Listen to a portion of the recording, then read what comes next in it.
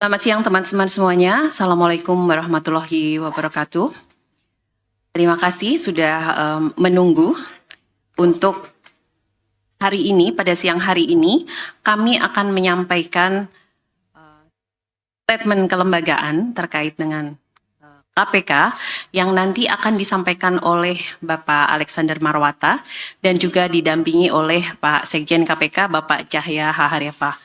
Jadi teman-teman, saya nanti akan mempersilahkan Pak Alex dulu untuk menyampaikan pernyataan kelembagaan kepada teman-teman media semuanya, dan kemudian nanti akan kita lanjutkan dengan tanya jawab, tapi mohon maaf karena ada kegiatan berikutnya yang akan harus dihadiri oleh Pak Alex, saya akan memberikan hanya kesempatan pada 3 penanya.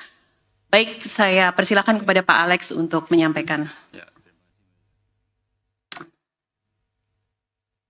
Teman-teman, Assalamualaikum warahmatullahi wabarakatuh.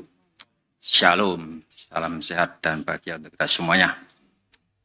Menyikapi pemberitaan media tentang penetapan Bapak Firly Bahuri sebagai tersangka dalam perkara dugaan dan suap yang sudah diumumkan oleh Polda Metro Jaya pada tanggal 22 November 2023.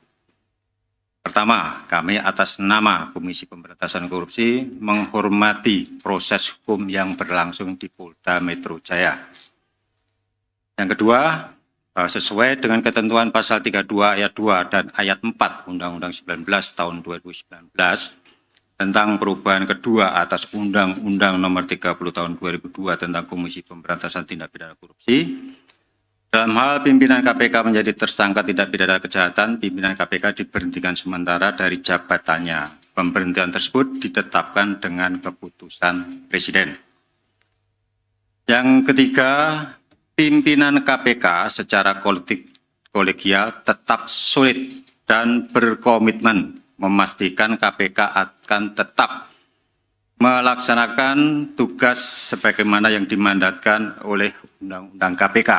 Menuntaskan perkara-perkara tindak pidana korupsi baik di tingkat penyelidikan, penyidikan maupun pengembangan hasil persidangan, fakta-fakta persidangan, dan juga KPK juga tetap melaksanakan program pencegahan korupsi seperti pengawalan pada penyelenggaraan pemilu, program aksi pencegahan dalam Stranas KPK, program koordinasi dan supervisi, pendidikan anti korupsi, dan lain-lainnya tetap berjalan sebagaimana mestinya.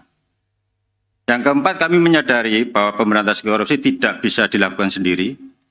Oleh karena itu, KPK juga akan terus bersinergi dan berkolaborasi dengan seluruh stakeholder, kementerian, lembaga, baik pemerintah pusat maupun di daerah, serta para pelaku usaha dan seluruh masyarakat Indonesia. Dan yang kelima, terima kasih atas dukungan masyarakat kepada KPK selama ini, dan kami akan terus memberikan update terbaru mengenai kerja-kerja KPK secara transparan kepada publik. Demikian kami sampaikan pernyataan dari KPK. Terima kasih. Baik, saya hanya memberikan 3 kesempatan. 1, 2, dan 3.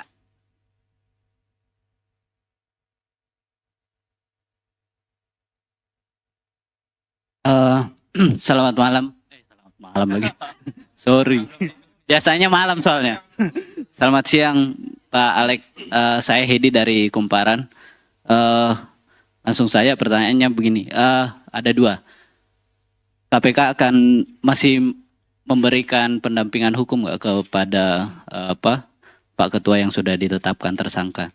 Terus yang kedua, ini kan dugaannya yang disangkakan itu dugaannya pemerasan begitu. Nah, apakah ini kan biasanya pimpinan juga sering mengatakan soal kerja kolektif kolegial. Nah, ini ternyata di dalam pimpinan ini ada yang ini, apakah pimpinan itu tidak merasa kecolongan begitu?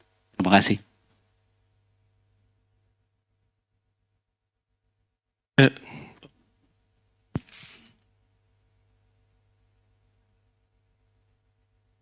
Ya, yang jelas Pak Firly masih sebagai pegawai KPK.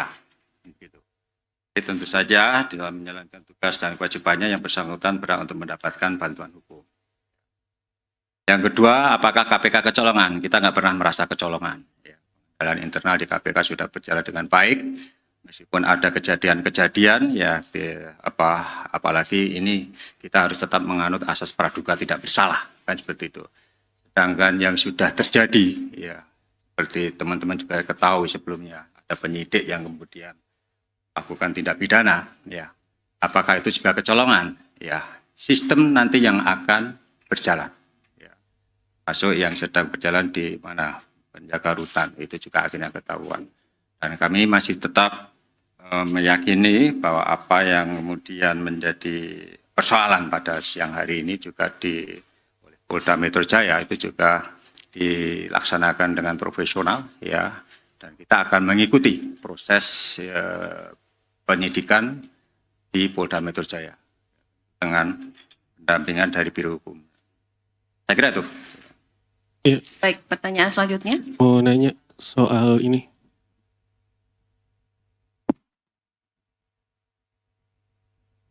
Pak Alex, saya Yogi dari Harian Kompas. Yang pertama itu soal tadi kan ada ini ya, pemberhentian sementara gitu ya, berarti ada ketuanya yang akan mengganti. Itu siapa? Terus kemudian bagaimana relasi KPK dengan kepolisian pasca penetapan tersangka ini? Kemudian tadi kan sebelum konferensi ini sempat ada rapat internal ya Pak, minus Pak Gufron ya. Nah itu hasil rapat internal itu apa saja? Kemudian terakhir peristiwa ini tentu akan menjatuhkan marwah KPK gitu ya, terutama dalam menjaga kepercayaan publik gitu. Nah apakah KPK akan melakukan proses perlawanan hukum atau seperti apa nanti ke depannya, termasuk juga dalam pemberantasan korupsi ini untuk memberikan kepercayaan kepada masyarakat. Terima kasih. Siapa yang menjadi wakil, siapa yang menjadi ketua, kan begitu kan? Ya, ini kita tidak berandai-andai, ya, tidak berandai-andai, dan kita juga tidak tahu, dan belum juga ada kepres dari Presiden. Dan sampai dengan saat ini, Pak Firly masih sebagai ketua KPK, kan begitu, dan menjalankan tugas seperti biasa. Kemudian terkait dengan kegiatan koordinasi kepolisian tidak ada persoalan. Karena ini menyangkut lembaga, bukan person pribadi-pribadi. Jadi kalau terkait kelembagaan, ya nggak ada terganggu. Sama saja kita berkoordinasi dengan Kementerian Pertanian, sekalipun menterinya sudah kita tetapkan tersangka dan kita tahan. Jadi, sama sekali nggak ada gangguan terkait dengan koordinasi kerjasama sinergi dengan pihak kepolisian. Kemudian terkait dengan opini publik, ya tentu cara yang paling efektif untuk meningkatkan kepercayaan publik adalah dengan kerja-kerja dan kinerja KPK, kan begitu kan? Tadi sudah saya sampaikan bahwa kami tetap berkomitmen dan tidak terpengaruh dengan kejadian ini, ya kita akan selesaikan semua perkara-perkara baik yang besar yang sedang kita tangani maupun dari hasil pengembangan di dalam tahap penuntutan maupun di dalam proses penyidikan. Nah, nanti perkembangan penanganan perkara tentu akan kami sampaikan ke teman-teman ketika kami sudah menetapkan tersangka. Saya kira itu. Baik, Rapat internal kalau urusan internal lah. satu pertanyaan terakhir. Ini mau nanya soal ini. Apa nggak sengaja? Jadi Pak Ketua ini, Ketua KPK Firly Bahuri ini masih aktif atau sudah dinonaktifkan saat ini? Masih sangat aktif. Yang bersangkutan tadi juga ikut rapat dan yang bersangkutan ada di ruang kerjanya dan melaksanakan pekerjaan seperti biasa. Terus yang kedua mau nanya soal ini kan kasus di Kementerian kan berarti ada pemerasan dalam sebelumnya. Nah, apakah kasus itu bisa dikatakan cacat hukum karena kan ada tindak pidana di dalam pengusutan tindak pidana. Terus yang kedua mau nanya dulu, Pak Alex pernah bilang kalau seandainya mau menyuap atau memeras harus 5-5-nya pimpinan. Nah, sekarang sudah di di Polda Metro Jaya Pak Firly sudah jadi tersangka. Apakah ini benar hanya kelakuan Pak Firly atau ada pimpinan lain yang berperan? Sekali lagi kita harus menganut asas praduga tidak bersalah, ya. Itu tidak tahu bukti apa yang dimiliki Polda, kan begitu. Kita nggak ngerti bukti apa yang dimiliki oleh Polda, keterangan saksi siapa, apakah sudah terverifikasi dengan baik. Tapi fakta hari ini ya penyidik Polda menetapkan tersangka. Ya kita ikuti saja. proses hukum itu di Polda, kan begitu. Apakah kemudian itu akan menyebabkan proses penetapan tersangka Isia menjadi cacat? Tentu saja tidak, dan tidak ada hubungannya. Tentu nggak ada hubungannya sama sekali. Itu dua hal yang berbeda, ya. Di mana penetapan dari Isia itu tentu semua sudah didasarkan atas alat-alat bukti yang kami kumpulkan, penyidik kumpulkan. Dan kami meyakini bahwa berdasarkan alat bukti yang cukup, telah terjadi peristiwa pidana, korupsi tentu saja, dan siapa pelakunya. Kan begitu. Terus apa lagi tadi? Udah kan? Pak,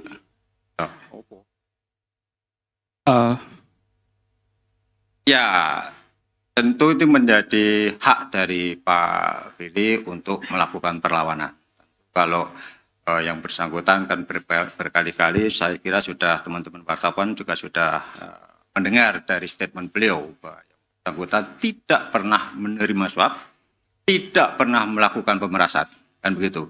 Tentu dia Pak Billy punya dasar menyampaikan pernyataan itu. Dan ketika yang bersangkutan akhirnya ditetapkan tersangka, tentu ada upaya-upaya hukum yang akan Pak Billy lakukan, misalnya dengan melakukan pra-peradilan. Itu hal yang normatif saya kira. izin saya Yomal dari suara.com ingin minta tanggapannya Pak Alex. Kita mundur ke belakang, kita mulai dengan perkara Ibu Lili Pintauli. Itu juga ada kasus dugaan gratifikasi. Itu sudah lewat. Sekarang kita maju saat ini juga ada dugaan pembocoran dokumen oleh Pak Johanis Tanak. Itu juga disidangkan di Dewas. Ada pendapat yang menyatakan bahwa itu juga terbukti. Dan sekarang Ketua KPK pertama dalam sejarah Indonesia sejak KPK berdiri 2023, pimpinan KPK menjadi tersangka korupsi. Yang ingin saya tanyakan, apakah ada permohonan maaf dari KPK kepada masyarakat atau rasa malu kepada masyarakat? Sekali lagi, itu yang ingin saya tanyakan. Ya, kita juga harus berpegang pada prinsip praduga tidak bersalah. Itu dulu yang kita pegang, kan gitu kan? Apakah kami malu? Saya pribadi tidak. Ya, karena apa? Ini belum terbukti, Ya, Pak Tanak. Kasus Pak Tanak di Dewas dinyatakan tidak terbukti. Itu yang harus pegang. Masyarakat menilai, masyarakat dasarnya apa? Kan begitu. Tetapkan tersangka, oke. Tetapi sekali lagi, ini baru tahap awal. Nanti masih ada tahap penuntutan dan pembuktian di persidangan.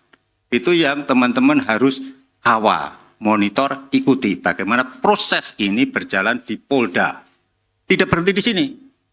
Tidak berhenti pada penetapan tersangka. Kita lihat, Polda sebelumnya juga melakukan penyidikan terhadap kebocoran dokumen.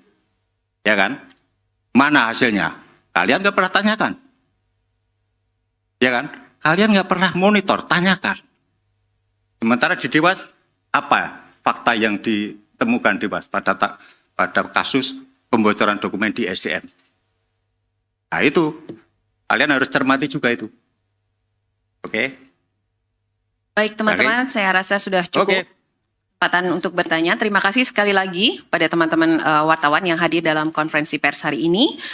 Mohon maaf jika ada yang salah-salah. Terima kasih, salam sehat. Assalamualaikum warahmatullahi wabarakatuh.